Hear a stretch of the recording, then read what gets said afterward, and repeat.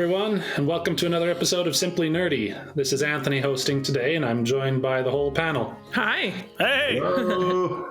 We wanted to have a discussion, somewhat belatedly, but still importantly, about the recent bombshell Nintendo Direct. At least that's how we viewed it. And kind of talk about some of our favorite announcements and why they're exciting to us, and what we think they mean for the future of each of their associated series or what have you. So we'll just jump right into that. The first one I wanted to start with is one that I'm not necessarily like super invested in myself, but I'm still excited about.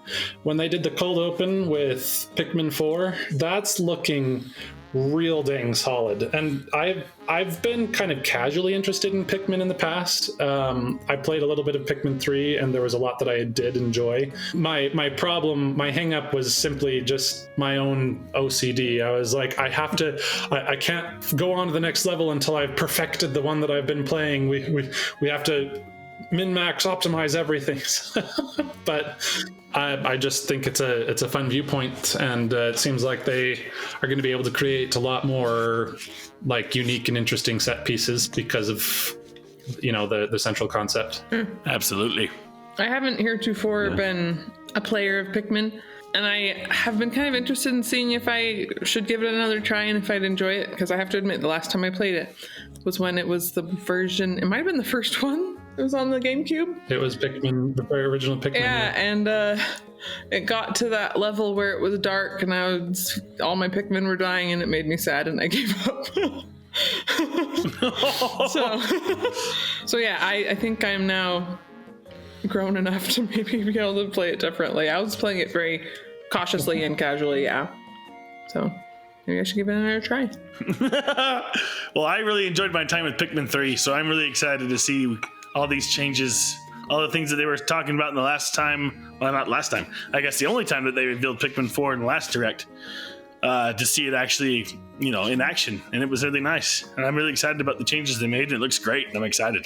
That's one that I'm very curious about. Each new entry looks more intriguing than the last, and this one probably takes the cake in that regard. So I consider me very intrigued. So then moving on, the next big one that I recall, I don't know if it was immediately after, but it was the one that stood out to me, was the Xenoblade Chronicles 3 DLC. Oh, that's for you, Ant. That was for you. They gave some details about Wave 3, and some of them looked like they could be pretty fun. Just new modes to try. They were saying something about some a new challenge mode that had like roguelite elements to it, which sounds intriguing. Is that the mode where you only have one character as well? Yeah, you start with one character. It sounded like they were saying something about unlocking more characters as you go if you do well. I need to probably go back and watch it again, but sounds difficult.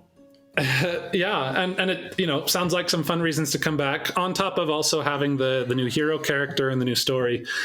But I have to say, the thing that took the cake was that story trailer for the DLC for Wave 4. I can't say too much because there's people on this chat who haven't finished the game. I also didn't watch the trailer. Isn't that good played it. Yeah, there's That's a smart. chance that you would have had some. So It's probably not too much for the main story of, I don't know, maybe there's enough but even hints. that might be too much to say, David.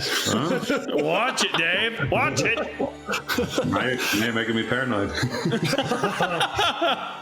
I'll just say the direction they're taking it. At first, I was kind of nervous about the potential story they could tell, and now it just looks like it's going to be absolutely nuts. This crazy convergence of all the stories that we've been told so far throughout the series in a way that looks absolutely fantastic. I could not be more excited. I have so many questions because the little bits they showed, I was like, what?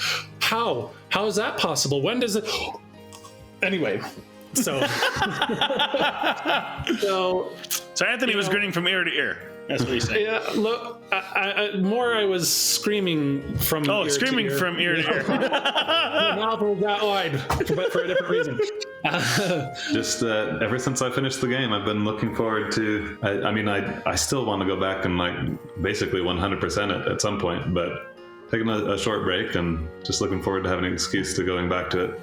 So I think the next big thing for me was the announcement of the addition of the Game Boy and Game Boy Advance games. Or Hallelujah! yeah, to Nintendo Switch Online. I never did own a Game Boy myself, so I'm not as invested in that. But GBA, that was my jam. Oh man, we jammed on that thing for hours. Oh man! However, I am pretty upset that they don't have Metroid Fusion out of the box. Like, Yeah, how do they miss that ball? I know it's coming.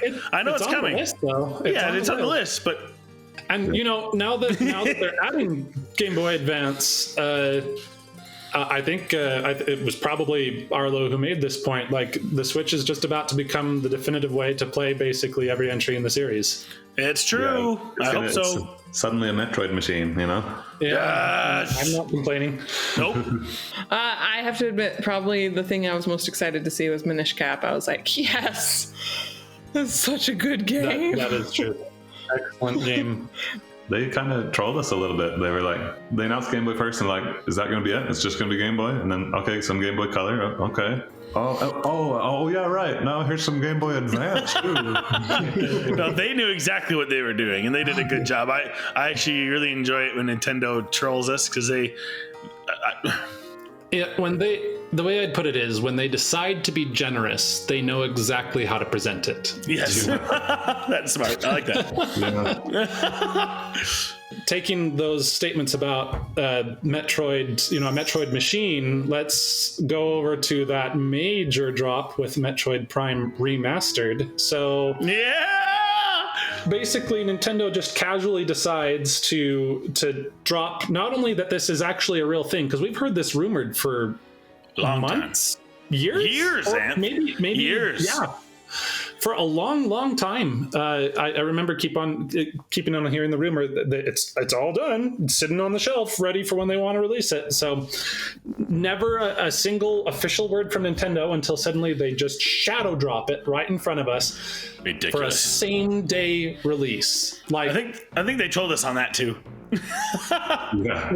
oh man, but it was the best kind of trolling. It was so good. My heavens. Like, I know Nintendo lately, the way I like to put it is, they're fond of shadow dropping announcements, but not necessarily games. And this was a kind of a big deal. I mean, we'll go a very short amount of time between announcement to release for a lot of games, but it's never a matter of seconds. Yeah. Right.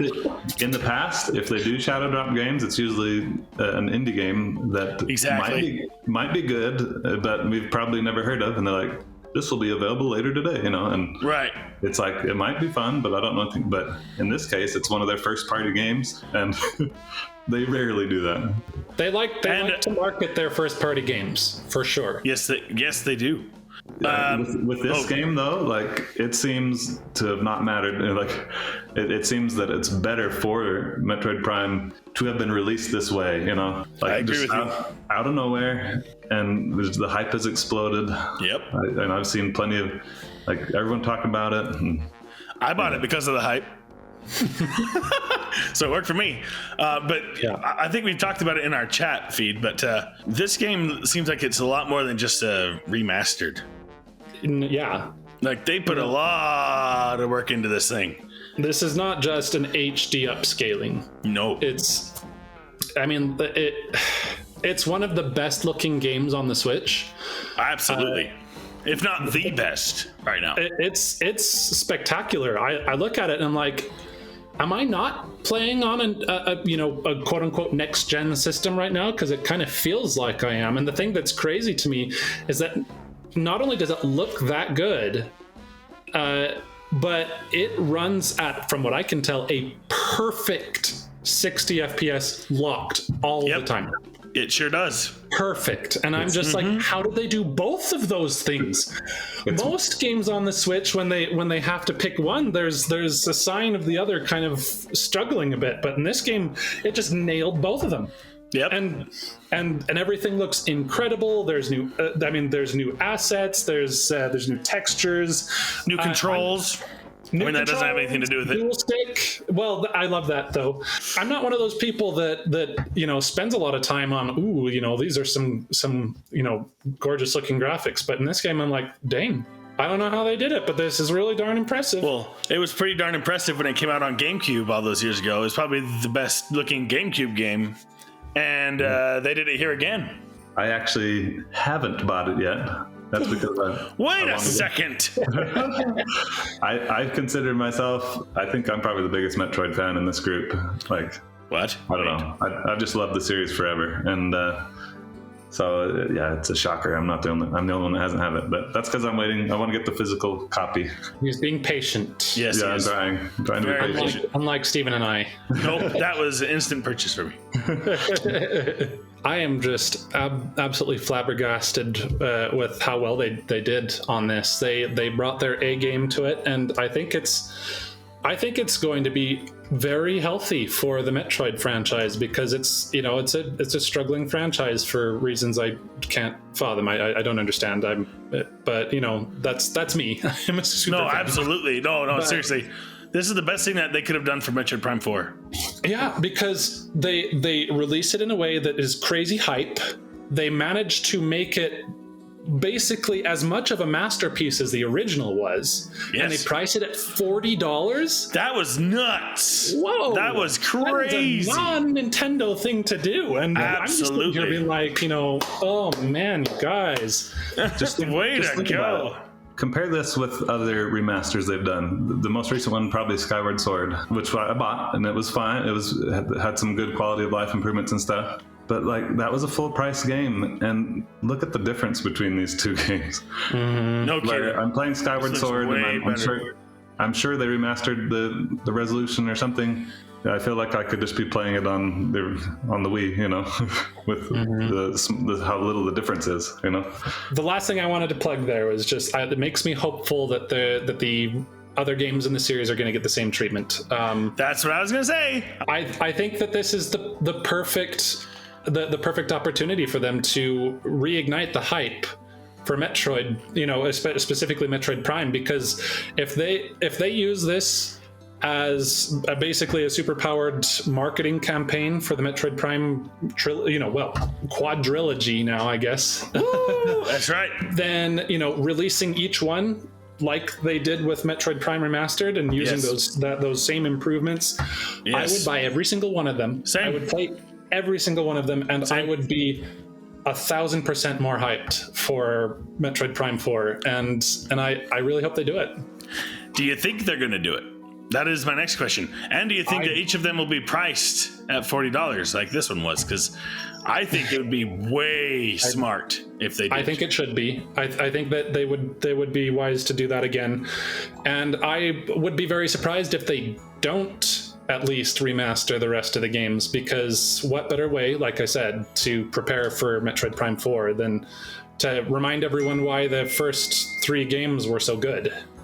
Okay, so a lot of the announcements that came after this were, ones maybe I'll just give some honorable mentions to, because these, there was a lot in between. Yes. But so one standout I remember seeing that was, that seemed like a big deal, is a new Professor Layton game.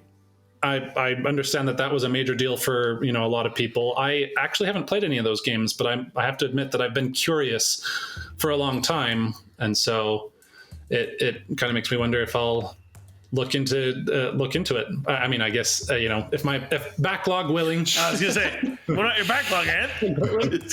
Yeah, but that looks exciting. And I want to interject about that. It's not a series I've played either, but it's still one that has cult classic or something like that. I've seen plenty of people talking about it. I wish this series wasn't dead. They were so wonderful. And here it is. Here's a surprise that the series isn't dead, and a new game's coming sometime in the near future. So yeah, that one called Ghost Trick was another one that apparently is a big deal, and that seems pretty interesting.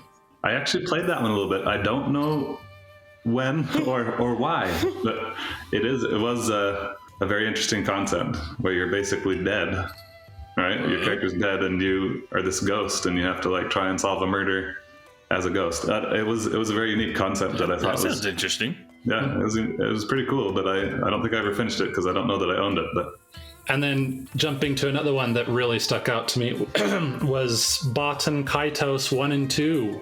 I have a lot of regrets about the original game. I bought it back in 2004, and I was quite a bit younger at the time. Well, I mean, that's a given. I let's just say I didn't give it as much time as I should have, because when I realized that it was kind of a deck building game, I struggled to connect with it. But ever since then, I've been hearing a lot of people say that it's got some incredible world building, really good story. The gameplay just gets better and better, and so when they I just remember thinking recently, I kind of wish I could go back and play that game now.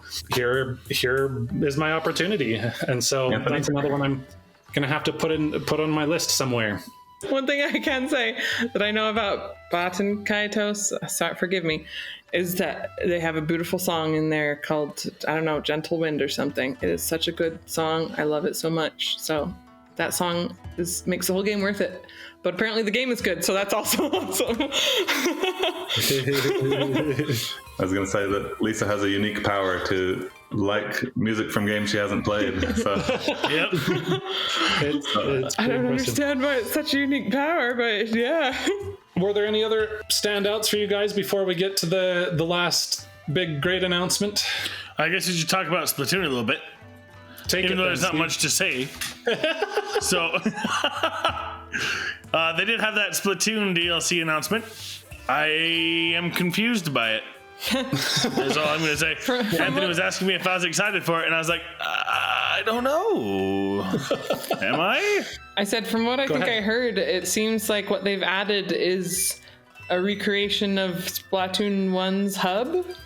That's what it looks like to me, and that's when I say, I don't think that's worth my You're money. like, I don't think I asked for that. I never did. I do want to be able to play the first game's story campaign on the Switch. That would be nice. That would be worth my money. Like, hey, look, not only did we add the hub, but we also added the single player campaign from the first game that you can now play. Because, a lot of people missed out on that because Wii U. Yeah, the Wii U was the Wii U. But it would give a lot of new, like David was saying earlier, like the Switch has a huge install base. It makes sense to give people the opportunity to play the first story campaign, and it'd be awesome. But it doesn't look like they did that. And it's weird. And then also Splatoon 2's hub, like Splatoon 2 is still on the Switch. You can get Splatoon 2 and play it on the same console. What's going on? But I have to say, the second wave looks interesting and new. The second wave looks like it's going to be interesting, but the first wave, I don't know. Anyway, that's all I have to say on the Splatoon DLC. I just thought it was weird and odd. Yeah, I mean, I guess I kind of took it in stride a little bit because they've always made their announcements for Splatoon kind of odd on purpose. Yes. So, I mean, the announcement of the Splatoon 1 hub being the first wave, that's just weird to me. Yes. But side order, I was like, huh? That's suitably weird. I have no idea what it's about, but I guess it kind of looks like it's got some interesting set pieces and kind of raises some questions that I suppose is what they were going for. Okay, well, any other standouts from you, David or Lisa, before we go to end with the big one? Well, I'll do some brief mentions. Nothing we need to talk too much about, but there were quite a few games that had same-day demo releases. It was pretty cool. Like the Kirby remake deluxe version that got a demo. Octopath Traveler 2 got a demo. Also, Sea of Stars is an RPG that I said in my anticipated video. Yeah, I remember you talking about that one. It got a demo and it just looks beautiful. It's like some of the most amazing pixel art I've ever seen. August release date. I do have to say, my impression of that game this whole time, I'm still trying to figure out where it fits in my backlog, but it looks like a Chrono Trigger fan's dream come true. So, Tears of the Kingdom. No, Steven, it's crying. You're supposed to cry.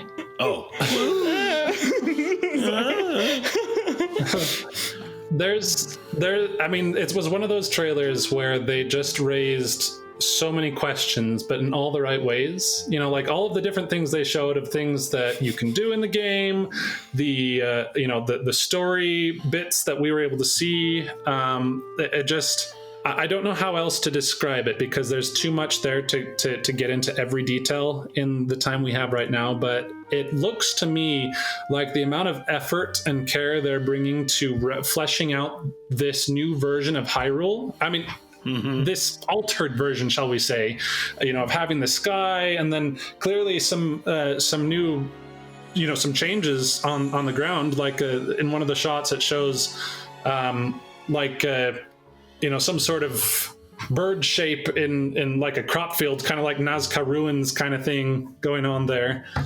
And so it looks like they're making a lot of changes, not only just to the sky, but also, to the world we already explored in Breath of the Wild. And that has me very excited because, one of the things I've been nervous about is half the magic for Breath of the Wild for me was the discovery of new areas. And so I was like, if we're just doing the same world, that I'm worried that it won't feel the same. It won't have that same magic. But it looks like that they're going to do a really good job of providing it anyway. All the stuff they're putting into this game, it looks like they're trying to make this game as much of a revelation as Breath of the Wild itself was 6 years ago.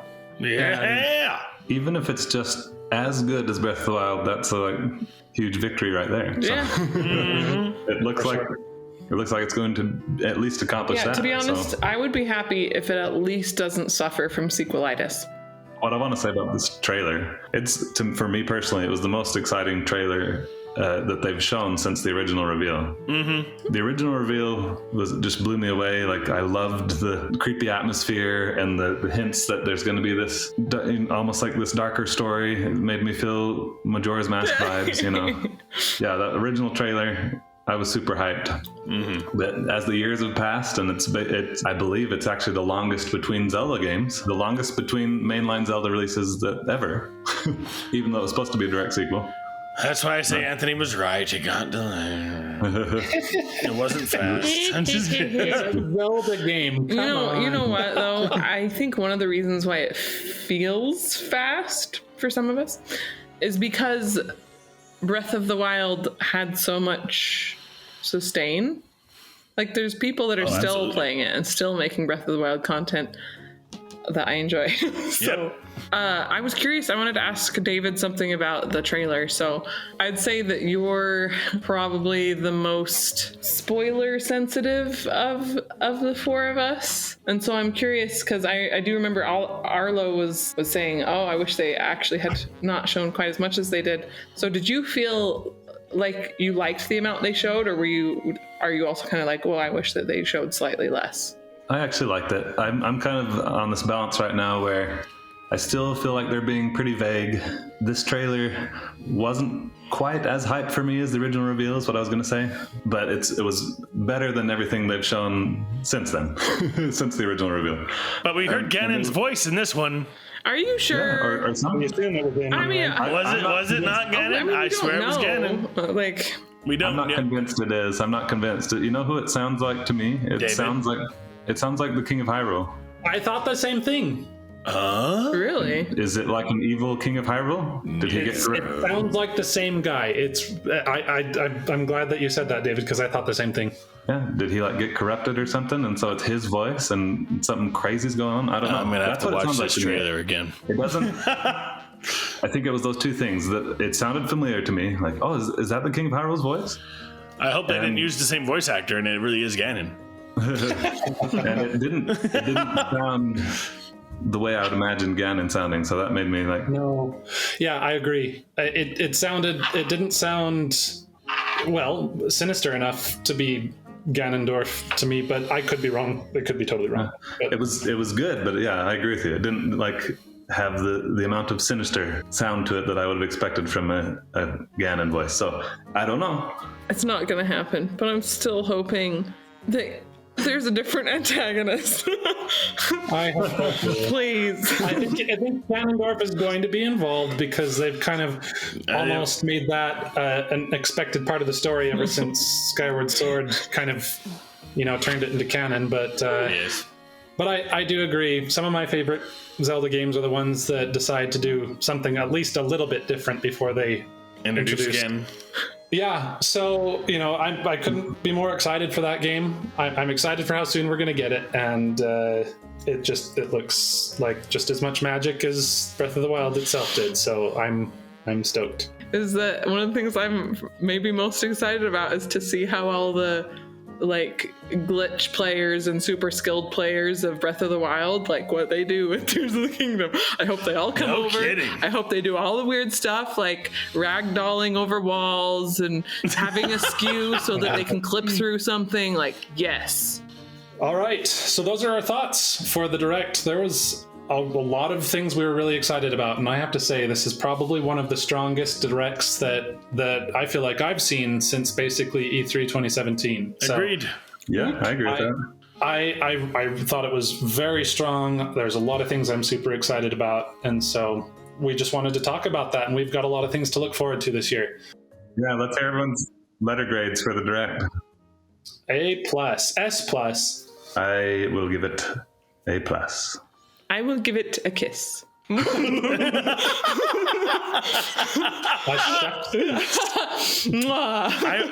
will go with David, and I'll give it an A+. So let us know in the comments what you guys thought, and what you're most excited about, and if you enjoyed it as much as we did. That's it for now. So until next time, Keep it nerdy.